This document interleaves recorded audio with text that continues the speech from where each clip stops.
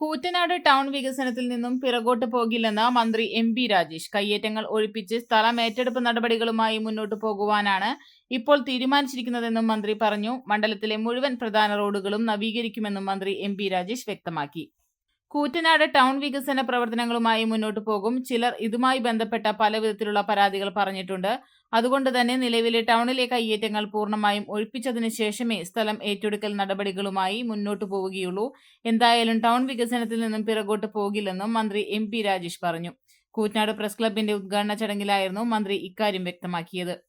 തൃത്താല മണ്ഡലത്തിലെ മുഴുവൻ പൊതുമരാമത്ത് റോഡുകളും നവീകരിക്കും. തകർന്നു കിടന്നിരുന്ന മണ്ഡലത്തിലെ 17 റോഡുകൾ നവീകരിക്കാൻ പദ്ധതിയായിട്ടുണ്ട്. ചാലിശ്ശേരി പട്ടാമ്പി റോഡ് റീബിൽഡ് കേരള പദ്ധതിയിൽ ഉൾപ്പെടുത്തി നവീകരിക്കാനാണ് ലക്ഷ്യം. ഇതിന്റെ നടപടികൾ പൂർത്തിയാവാനുണ്ട്. കൂറ്റനാട് പടിഞ്ഞാറങ്ങാടി നീലിയാട് റോഡ് ശബരിമല പാക്കേജിൽ ഉൾപ്പെടുത്തി നവീകരിക്കാനുമാണ് ലക്ഷ്യമിടുന്നതെന്നും മന്ത്രി എം.പി. രാജേഷ് പറഞ്ഞു. കൂറ്റനാട് ജംഗ്ഷൻ നവീകരണം അതിന് സർക്കാർ ഫണ്ട് അനുവദിച്ചിട്ടുണ്ട്. കേരളത്തിലെ 20 ജംഗ്ഷനുകളാണ് നവീകരിക്കുന്നത്. അതിലൊന്നായിട്ട് കൂറ്റനാട് ഉൾപ്പെട്ടിട്ടുണ്ട്. നടപടിക്രമങ്ങൾ ആരംഭിച്ചു. നടപടിക്രമം എല്ലാവർക്കും അറിയാം. കേരളത്തിലെ ഏത് പദ്ധതിക്കും ഭൂമി ഏറ്റെടുക്കുന്നത് ഇന്ത്യയിൽ ഏത് പദ്ധതിക്കും ഭൂമി ഏറ്റെടുക്കുന്നത് പാർലമെന്റ് പാസാക്കിയ നിയമപ്രകാരമാണ്. Land acquisition, rehabilitation and resettlement act. അത് പ്രകാരമാണ് ഭൂമി ഏറ്റെടുക്കാൻ. അത് പ്രകാരം ഭൂമി ഏറ്റെടുക്കേണ്ട നടപടികൾ.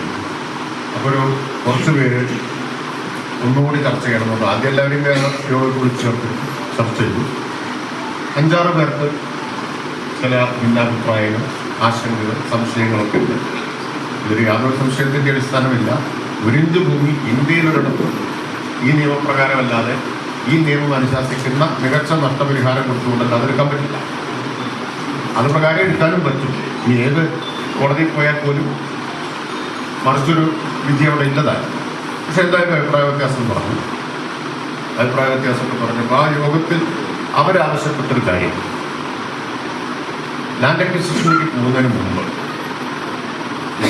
കയ്യേറ്റം പരിശോധിക്കണം, കയ്യേറ്റം ഒഴിപ്പിക്കണം, എന്നിട്ട് ലാൻഡ് അക്വിസിഷനിലേക്ക് പോകാം. ഒരു നിരോധനത്തിൻ്റെ കാര്യമാണ്.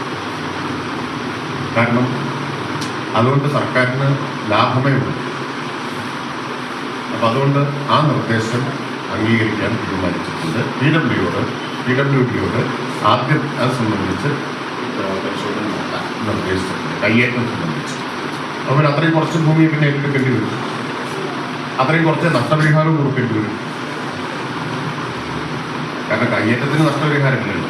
അപ്പോൾ കയ്യേറ്റം ഒഴിപ്പിക്കുകയാണ് ആദ്യം ചെയ്യേണ്ടത് എന്ന വാദം ആ യോഗത്തിൽ ഒരു നിർദ്ദേശമായിട്ട് ഉയർന്നു വന്നു. അപ്പോൾ അതൊരു പിന്നീട് ആലോചിച്ചപ്പോൾ അത് സ്വീകരിക്കാവുന്നൊരു നിർദ്ദേശമാണ് എന്ന് തന്നെ. അപ്പം അതാണ് പറയാനുള്ളത്. അപ്പം അതിനെ തുടർന്ന് ഇനി ലാൻഡ് അക്വിസിഷൻ നടപടികളിലേക്ക് 3 പതിറ്റാണ്ടുകളുടെ പ്രവർത്തന പാരമ്പര്യവുമായി നിങ്ങളുടെ സ്വപ്ന ഭവനങ്ങൾക്ക് നിറച്ചാർത്ത് നൽകി Koottanad Shameer traders, Asian paints, Jordan, national paints തുടങ്ങി പ്രമുഖ കമ്പനികളുടെ ഉന്നത നിലവാരമുള്ള പെയിന്റുകൾ അത്യുഗ്രൻ വിലക്കുറവോടെ ഹോൾസെയിൽ റേറ്റിൽ ഷമീർ ട്രേഡേഴ്സിലൂടെ നിങ്ങൾക്കും സ്വന്തമാക്കാം.